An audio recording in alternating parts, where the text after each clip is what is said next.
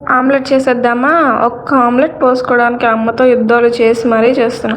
మీరు అనుకోవచ్చు, ఒక్క ఆమ్లెట్ కోసం అమ్మతో గొడవ పడాలా అని. నా మొహం మీద పింపుల్స్ బాగా ఎక్కువైపోయినాయి. అందులో మళ్ళీ మా చెల్లికి ఫీవర్. అది చూస్తుంటే నువ్వు ఎలా తింటావని మా అమ్మ గోల. ఇక్కడ నేనైతే ఆనియన్స్ సన్నగా కట్ చేసుకున్నాను ఆమ్లెట్ కోసం. స్టైల్గా గుడ్డు పగలగొడదాం అనుకున్నా, కానీ అది పగలనంది. నన్నేం చేయమంటారు? ఏదో అలా అలా అలా అని పగలగొట్టేశాను. ఇప్పుడైతే కొంచెం నాకు సరిపోయేంత కారం వేసేసి, కొంచెం సాల్ట్ వేసేసి, ఇంకా పేస్ట్ లాగా కలిపేసుకున్నాము. Mix mix mix mix mix కలిపి కలిపి కలిపి కలిపి థిక్గా అయింది. ఇక్కడ నేనైతే కొంచెం మిల్క్ యాడ్ చేస్తున్నాను, నాకు థిక్గా నచ్చదు కాబట్టి.